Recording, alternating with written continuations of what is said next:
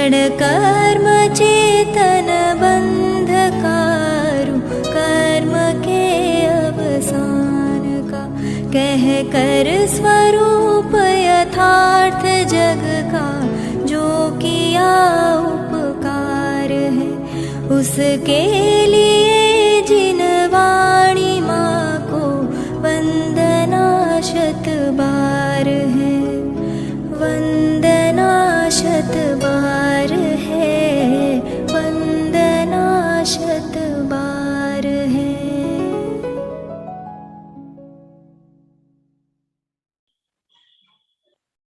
कार्यादिर्भेद एव स्फुटमिह नियतः सर्वथा कारणादे रित्याद्येकान्तवादो दत्तरमतयः शान्ततामाश्रयन्ति प्रायो यस्योपदेशात् तविघटितनयात्मानमूलादलङ्घ्यात् स्वामी जीयात् ससस्वत् प्रथिततरयति शोकलंकोरुकीर्तिः।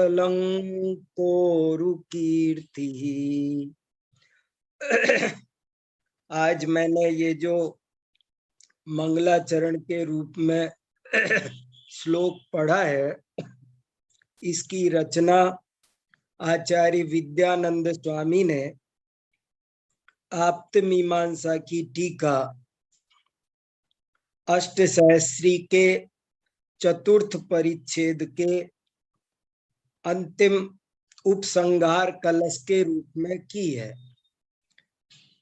अभी तक हम जो 9 परिच्छेद पढ़ चुके हैं, 10वां पढ़ रहे हैं, उसमें से हमने सभी परिच्छेदों के अंतिम उपसंहार कलशों का भी अध्ययन किया है, लेकिन ये एक चतुर्थ परिच्छेद का कलश रह गया था जिसकी चर्चा हमने अभी तक नहीं की थी, इसलिए आज इसको पढ़ा है।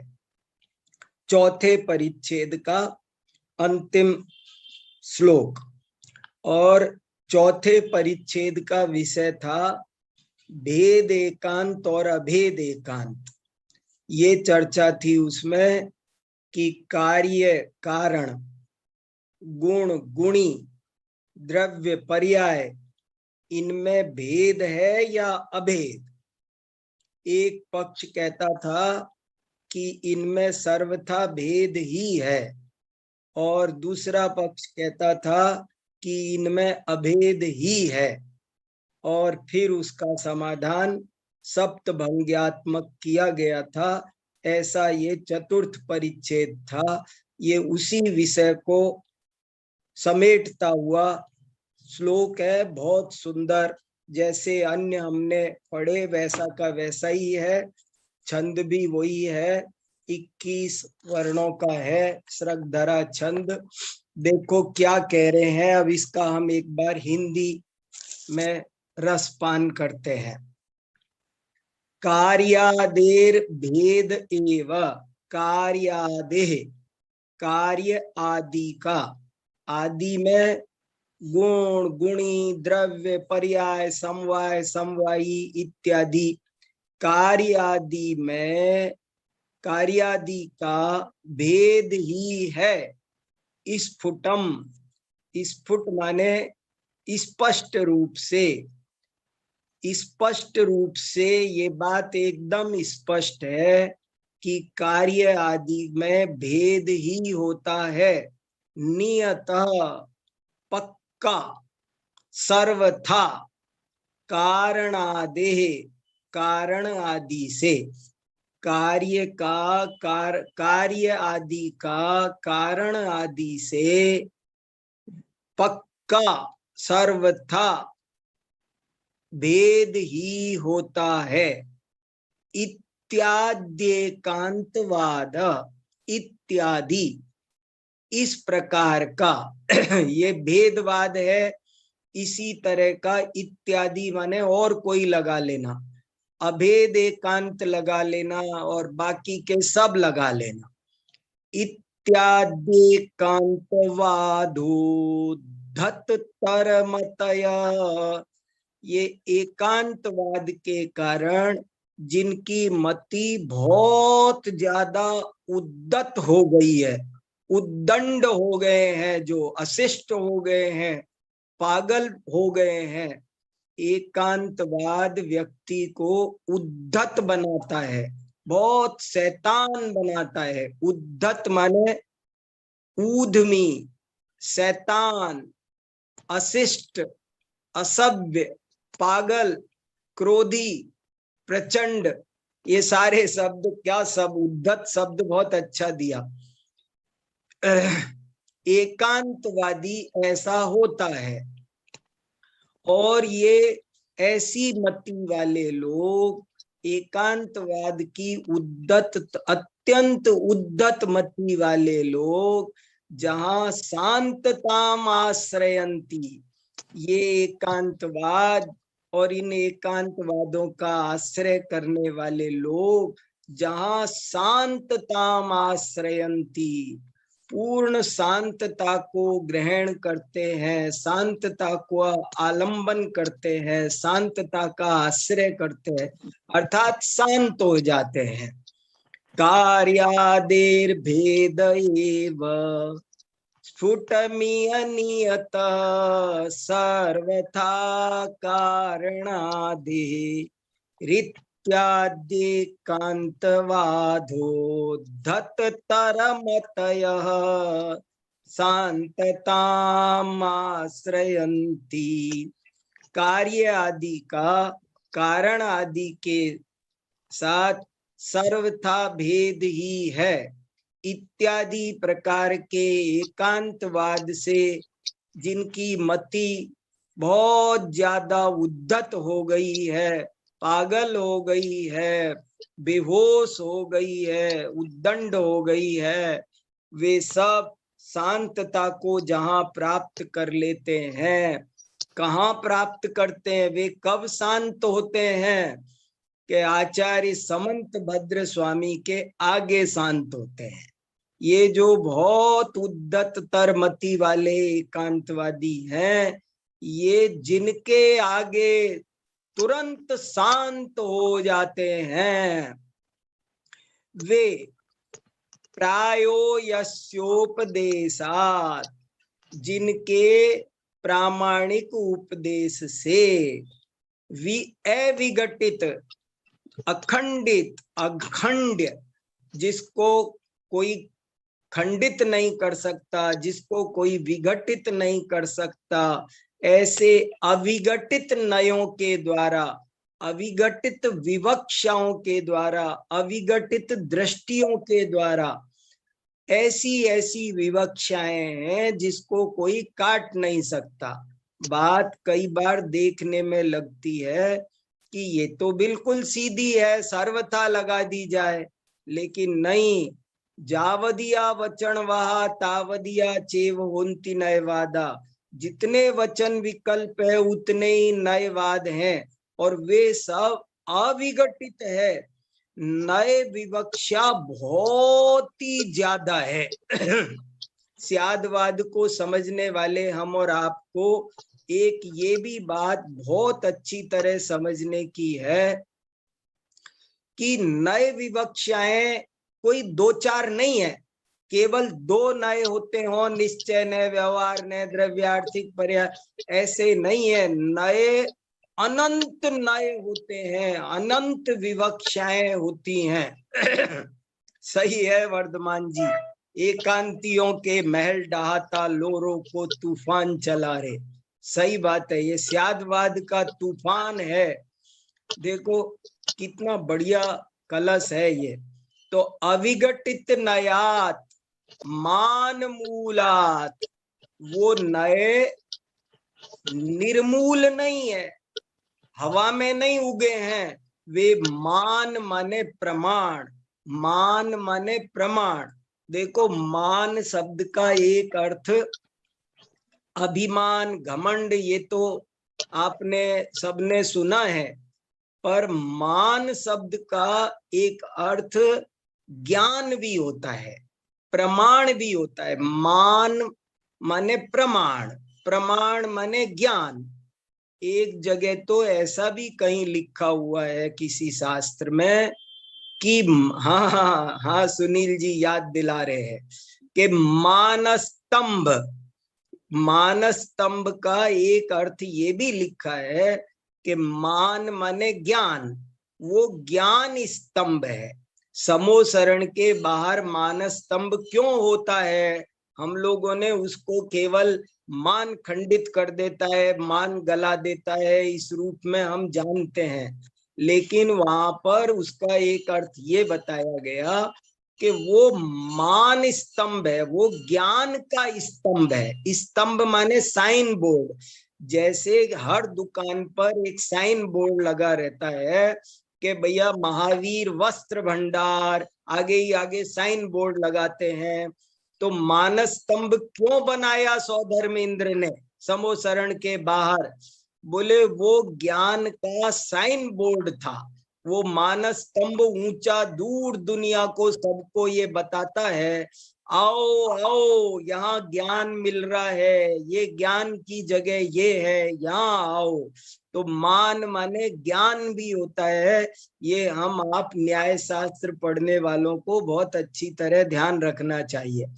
देखो कितना बहुत इंपॉर्टेंट विशेषण है ये। अविघटित नयात मान मूलात, ऐसी विवक्षा नहीं है जो प्रमाण रहित हो, प्रमाण की मर्यादा के बाहर नहीं जाती है। अनंत विवक्षाएं हैं, लेकिन वे प्रमाण के मूल का उल्लंघन नहीं करती है। मान मूलाद अलंघ्यात, ये बहुत खास बात है। ये वाला शब्द बहुत ध्यान देने लायक है कि अनंत विवक्षाएं होती हैं, लेकिन वे सब विवक्षाएं प्रमाण मूलक ही होती है। प्रमाण के दायरे का उल्लंघन नहीं करती है। प्रमाण के दायरे का उल्लंघन कर दे तो प्रमाणाभास हो जाए, नए नहीं बचे दुर्नय हो जाए। इसलिए जो मान मूलक है, प्रमाण मूलक है, उसकी मर्यादा का कभी अतिक्रमण उल्लंघन नहीं करती है। ऐसी आचार्य समंत भद्र की वाणी है, ऐसा उनका उपदेश है। यस्योपदेशात, कैसा स्वामी समंत भद्र का उपदेश है। इस एक ही शब्द में सब कुछ कह दिया। एक ही शब्द है, देखो एक तरह से तो कार्यादेर भेद एव स्फुटमीय नियतः सर्वथा कारणादेर रित्याद्ये कांतवादो धत तरमतय शांततामाश्रयन्ति प्रायो यस्योपदेशा दविघटित नयात् मान मूलादलंघ्यात् स्वामी जीयात् ससस्वत् प्रथित तरयति शोकलंकोरुकीर्ति। ऐसे स्वामी, स्वामी यानी समंत भद्र स्वामी। देखो बड़े पूज्य लोगों के नाम लेने में भी इतने पूज्य थे विद्यानंद आचार्य के नाम भी जिह्वा से निकलने में कुछ संकोच का अनुभव हुआ। स्वामी माने समंत भद्र स्वामी। वे समंत भद्र स्वामी जीयात, हमेशा जीवित रहें, शाश्वत काल के लिए। स्वामी समंत भद्र, उनकी वाणी, उनका बताया हुआ ये अनेकांत स्यादवाद सिद्धांत, ये शाश्वत काल तक जीवित रहे, प्रचलित रहे, प्रवर्तित रहे। ये भगवान का तीर्थ, जिसकी कल हमने सर्वोदय तीर्थ कहा, जिसे जो सर्वोदय तीर्थ है, वो सर्वोदय तीर्थ, वो स्वामी समंत भद्र की वाणी, वो चिरकाल तक, अनंत काल तक जीवित रहे। कैसे हैं वे समंत भद्राचार्य? प्रथित तरयतीसो, प्रथित माने प्रसिद्ध, प्रसिद्धि ही नहीं, प्रथित तर, बहुत अधिक प्रसिद्ध है, सुप्रसिद्ध यतीस हैं। आचार्य समंत भद्र का विशेषण है। कैसे हैं वे? आचार्य समंत भद्र वे बहुत विख्यात यश वाले हैं, यतीस हैं, यतियों के, मुनियों के, साधुओं के जो स्वामी हैं, अकलंकोरु कीर्ति, और उनकी कीर्ति अकलंक है। हमने 2-3 दिन पहले अकलंक कीर्ति क्या होती है इस पर चर्चा की थी। अकलंक कीर्ति माने जिसकी कीर्ति में कोई कलंक नहीं है। जब कोई व्यक्ति कीर्ति को चाहता है, उसे पाने की कोशिश करता है, तब वो कीर्ति कलंकित हो जाती है।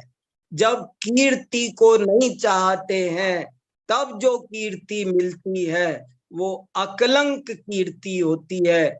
कलंक माने इच्छा, इच्छा सहित हो तो कलंकित कीर्ति है, और अकलंक कीर्ति माने बिना चाहे जो कीर्ति मिलती है वो अकलंक, इच्छा ही कलंक है।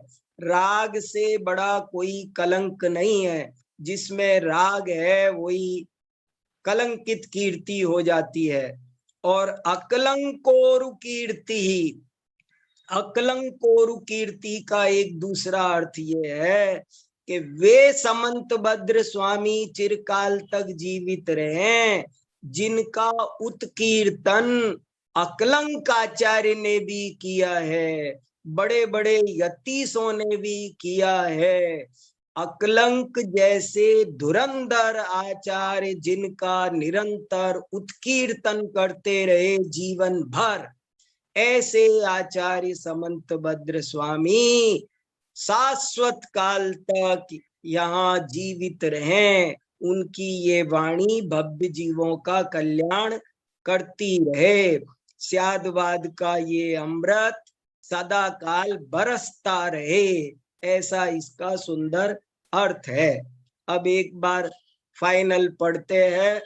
पढ़ते समय अब आप लोग ध्यान देना कि अब अर्थ समझ में आया कि नहीं।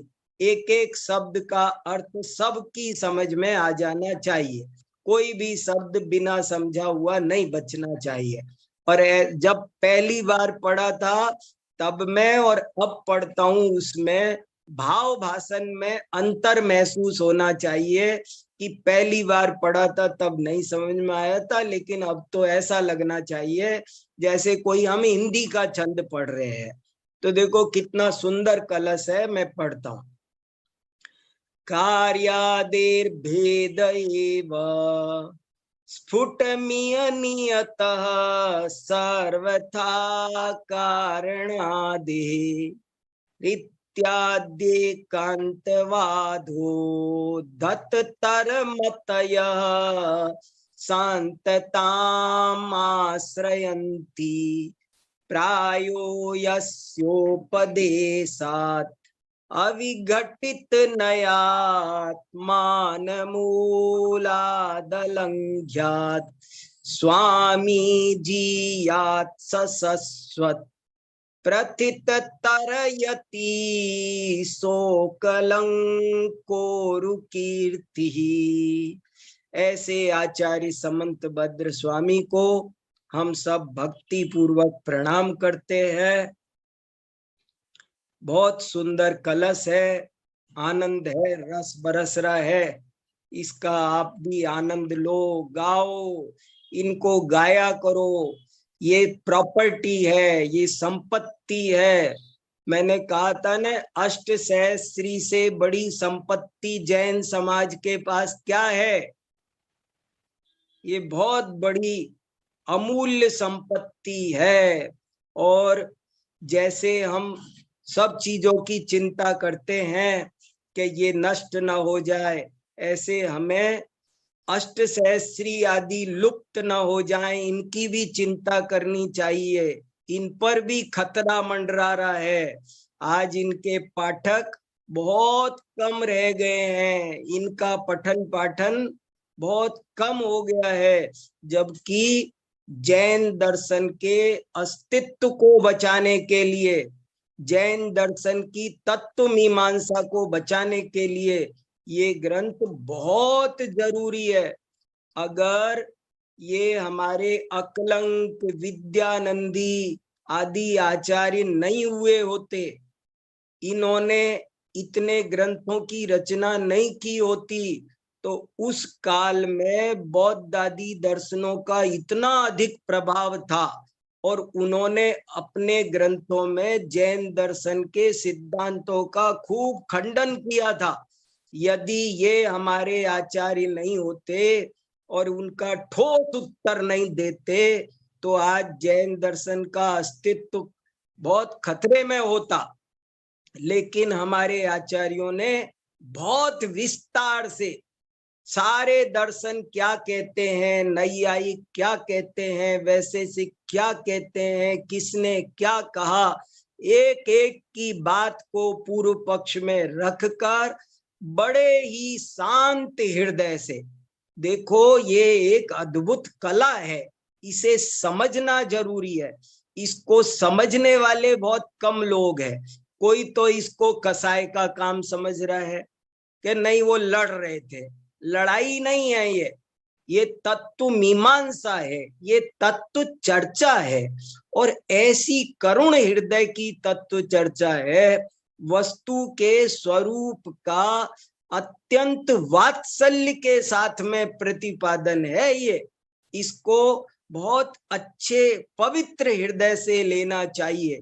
तत्व के स्वरूप में अन्यथावाद नहीं आए, यही हमारे इन आचार्यों की पवित्र भावना रही है। क्योंकि बात छोटी नहीं होती है। जब कोई कहता है कि आत्मा क्षणिक है, तो ये बात छोटी नहीं है, उसने बहुत बड़ा नुकसान कर दिया है। कोई कहता है कि सर्वथा अनित्य है, तो ये बात छोटी नहीं है। नित्य है सर्वथा तो भी गलत। यदि सर्वथा भाव रूप वस्तु है, तो अभावों का अभाव हो जाएगा और वस्तु भाव रूप भी नहीं बचेगी। ये एक बहुत गहरी बात है।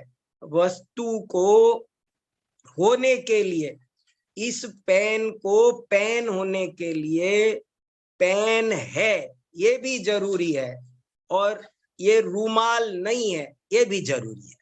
इस पेन को पेन होने के लिए जितना जरूरी पेन होना है, उतना ही जरूरी रूमाल नहीं होना भी है। घट को घट होने के लिए घटत्व धर्म से युक्त होना जितना जरूरी है, उतना ही उसमें पटत्व धर्म की नास्ति भी जरूरी है। यदि पटत्व धर्म की नास्ति नहीं होगी, तो भी घट का घटत्व सुरक्षित नहीं हो पाएगा। उस पे ये जो वज्र में प्राचीर लगी हुई है द्रव्य की, वो खंडित हो जाएगी, अन्य पदार्थ इसमें प्रवेश कर जाएंगे। ऐसी ये जो चर्चा चल रही है, ये वास्तव में बहुत गहरी चर्चा चल रही है। मुझे खुद आश्चर्य हो रहा है कि ये इतने दिन से इतना प्रवाह कैसे बह रहा है, कैसे चल रहा है ये सब। वो विषय डूब रहे हैं हम भी, और चले जा रहा है, चले जा रहा है, चले जा रहा है, वही विषय स्पष्ट हो रहा है। इसलिए ये बहुत महत्वपूर्ण तत्व चर्चा है। सब लोग बहुत मन लगा करके इस विषय को, क्या वस्तु का स्वरूप है, बिना किसी पक्षपात के इसको समझने की हमको कोशिश करनी है। सत्य को समझने से ही शांति प्राप्त होती है। सत्य के जानने का नाम ही सम्यक ज्ञान है, सत्य के श्रद्धान का नाम ही सम्यक दर्शन है, सत्य के अनुरूप आचरण का नाम ही सम्यक चारित्र है। किसी व्यक्ति का, पंथ का, किसी के पोषण का नाम सम्यक दर्शन ज्ञान चारित्र नहीं है। ऐसे करके हमको ये विषय और आप्त मीमांसा हमारे बीच तत्व मीमांसा बनकर आई है। अपने आप में कंप्लीट ग्रंथ है, अकेला अपने आप में कंप्लीट है, जिसमें उपेय तत्व भी आया, उपाय भी आया और उपाय भी दोनों आ गए। किसी में केवल इतने बहुत ग्रंथ है जिनमें केवल ज्ञापक उपाय तत्व है, कितने ही ऐसे ग्रंथ है जिनमें केवल उपेय तत्व है। द्रव्य संग्रह आदि ग्रंथ, पंचास्तिकाय आदि ग्रंथ ये उपेय तत्व के हैं। परीक्षा मुख न्याय दीपिका आदि ग्रंथ ये ज्ञापक उपाय तत्व के हैं। लेकिन ये ग्रंथ, इसमें क्या उपेय तत्व है, क्या उपाय तत्व है, उपाय में भी क्या ज्ञापक उपाय है, कैसे वर्क करना, उनका एप्लीकेशन भी क्या है, उनकी थ्योरी भी बता रहे हैं, उनका एप्लीकेशन भी बता रहे हैं। इसलिए अपने आप में ये आप्त मीमांसा बहुत ही ज्यादा महत्वपूर्ण ग्रंथ है और हम सब इसका स्वाध्याय कर रहे हैं। कल हमने 99 नंबर की कारिका पढ़ी थी, अब आज कारिका नंबर 100। अब हम सेंचुरी पर पहुंच गए। देखो 100वीं कारिका अब हम पढ़ते हैं, क्या है उसके साथ थोड़ी चर्चा दोनों को मिलाकर करेंगे। 99वीं और 100वीं दो कारिकाओं को, ये मैं समझता हूं ये दो कारिकाओं का एक लॉट हो सकता है। आप सब भी चिंतन करना। मुझे लग रहा है आप, हाँ सुनील जी, इसको चाहे आप्त मीमांसा कहो, चाहे आत्म मीमांसा कहो, चाहे तत्व मीमांसा कहो, कुछ भी कहो, सब एक ही बात है। कारिका नंबर 100 पढ़ते हैं, फिर एक बार 99 पर वापस आऊंगा। 99 और 100 दोनों फिर एक साथ पढ़ेंगे। 100वीं कारिका देखो। शुद्ध शुद्धि पुनः शक्ति ते पाक्या पाक्य शक्तिवत साध्य नादि तयोर व्यक्ति स्वभावो तर्क गोचर। क्या कहते हैं देखो, शुद्ध शुद्धि, शुद्धि और अशुद्धि, ये जो बड़ी ई लगा दी, शुद्धि में छोटी ई लगती है। आप कोई सोचेगा कि ये बड़ी ई लगा दी तो ये तो गलत छप गया, नहीं, ये द्विवचन है। जब हम संस्कृत में ह्रस्व इकारांत शब्दों के रूप चलाते हैं, जैसे मान लो हमने मति शब्द के रूप चलाए, तो हम प्रथमा एक वचन में मति ह्रस्व होता है, लेकिन द्विवचन में वो दीर्घ हो जाता है।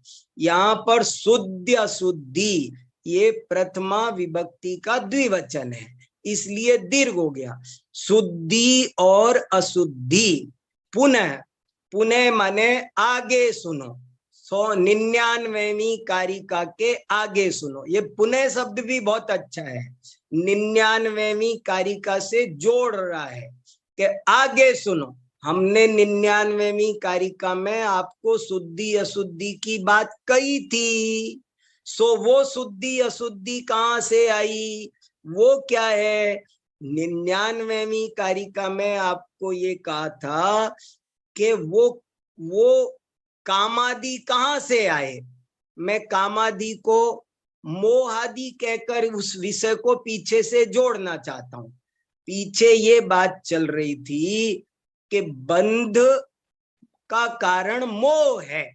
अगर मोह सहित ज्ञान है तो ज्ञान को बंध का कारण कह देते हैं, लेकिन बंध का कारण परमार्थ से ज्ञान नहीं है, मोह है। ये स्थापना 98 नंबर की कारिका में की थी। 98वीं कारिका का निष्कर्ष ये था कि मोह बंध का कारण है, ज्ञान नहीं। तो प्रश्न पैदा हुआ कि ये मोह कहां से आता है, मोह के ये 28 प्रकार कहां से आते हैं, ये मोह की इतनी लंबी चौड़ी श्रृंखला कैसे बनती है, इतना बड़ा मोह का संसार कैसे पैदा हो जाता है अचानक।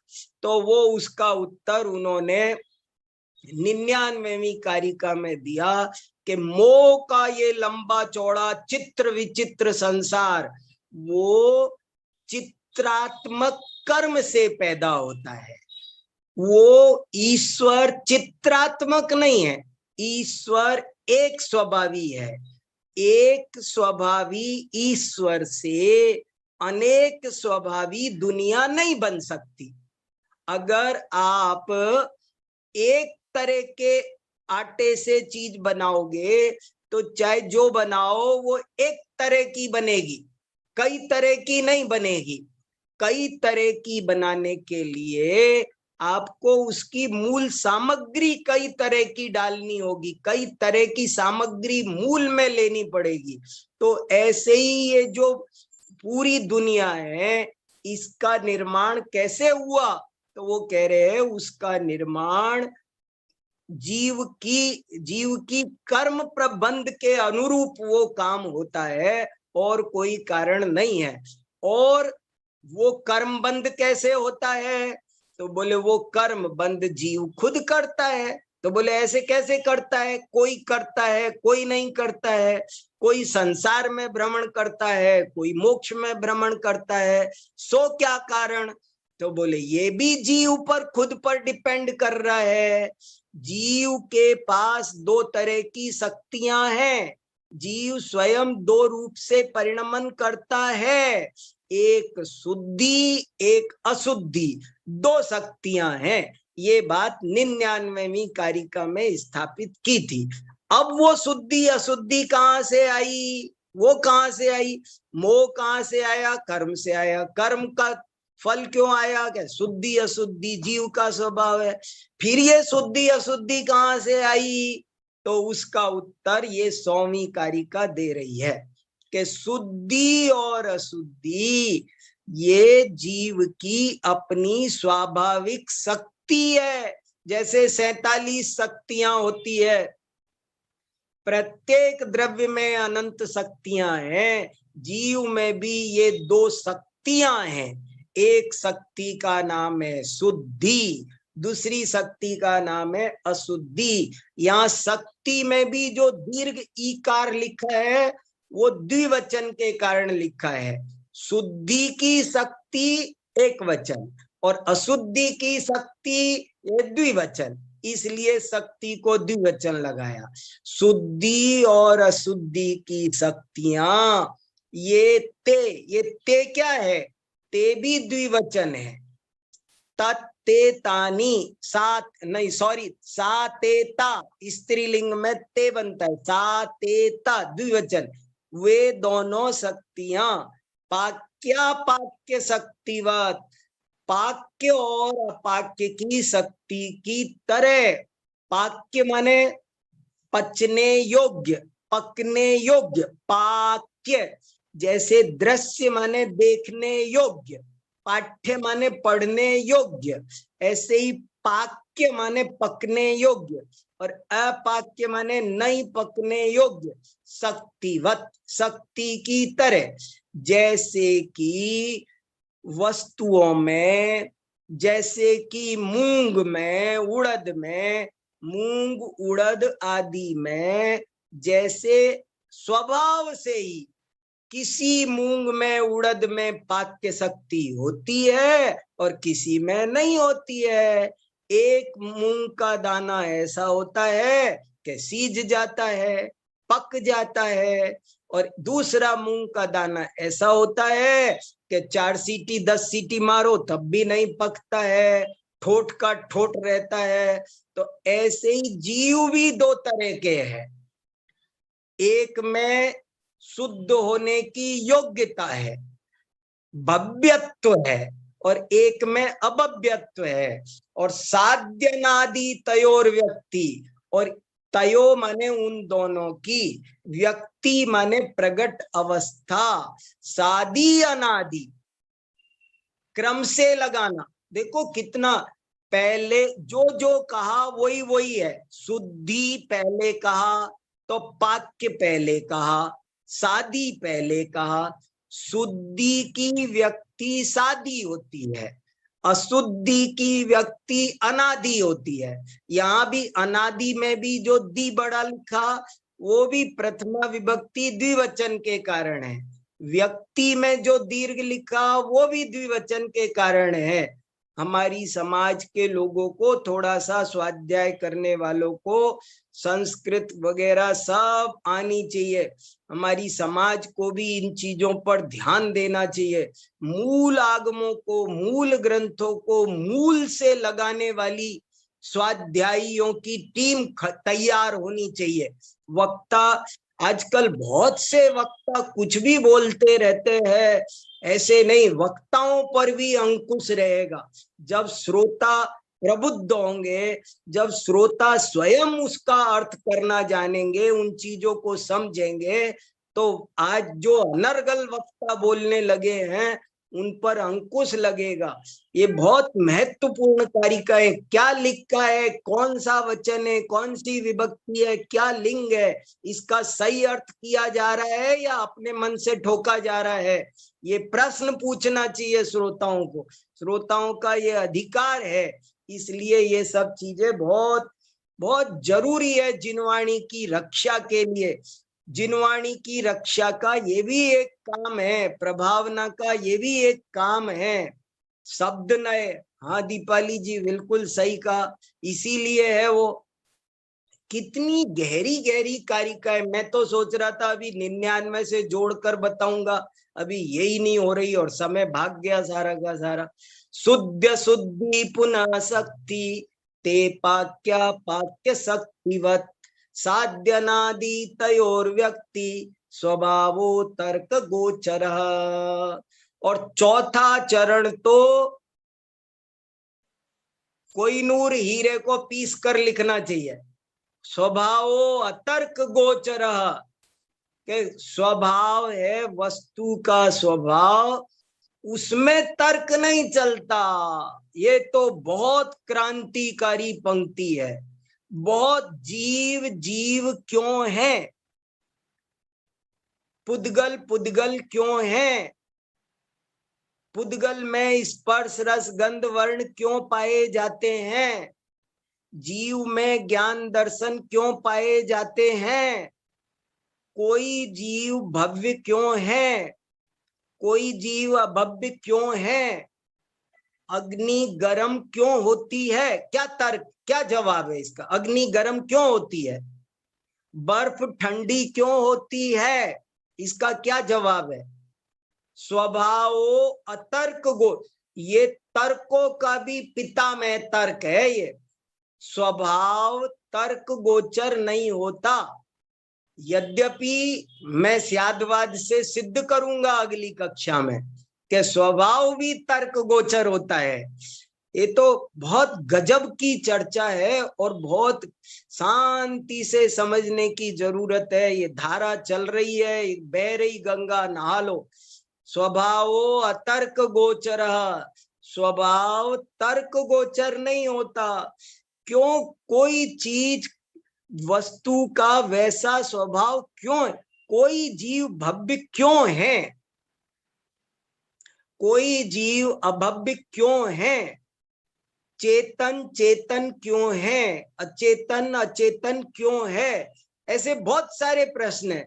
पहले मैं भी ऐसे बचपन में कई प्रश्न पूछता था। एक दोस्त से पूछा मैंने, ये यहाँ पर पहाड़ क्यों है, पहाड़ यहाँ पर क्यों है, समुद्र यहाँ पर क्यों है, यहाँ पर समुद्र यहाँ पर पहाड़, ये क्यों है।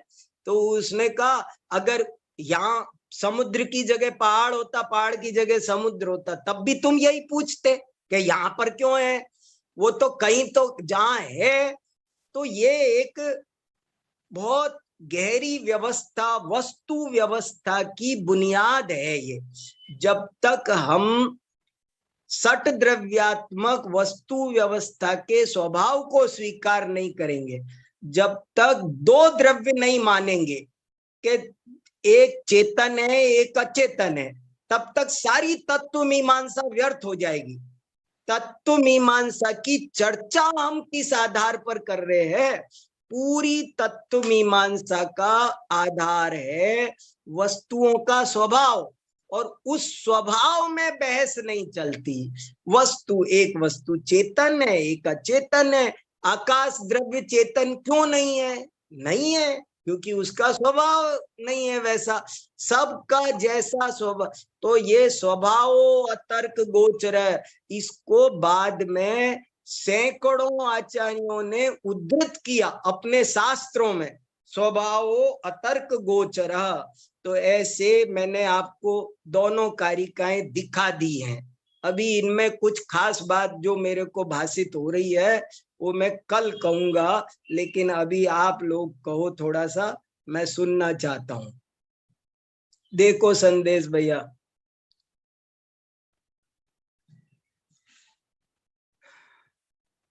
जी हाँ अरुण जी सुनाओ। आज अरुण जी हमारे बीच में है। बहुत अच्छा, बहुत बढ़िया। ये भी नयों पर गोष्ठी करने वाले हैं, बहुत अच्छी।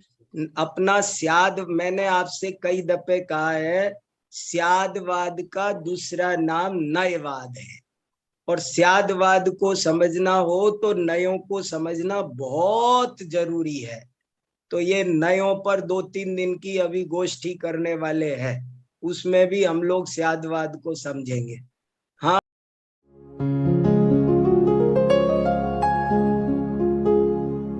निज निधि निज में बताए, यह अनंत उपकार है उसके लिए जिन वाणी माँ को वंदना शत बार है, वंदना शत बार है, वंदना शत बार है।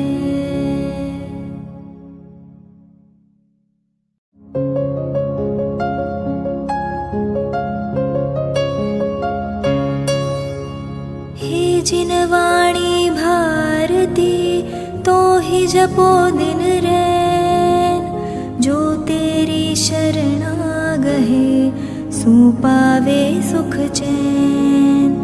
जा वाणी के ज्ञान ते सूझे लोकालोक, सो वाणी मस्तक नवो सदा देत हो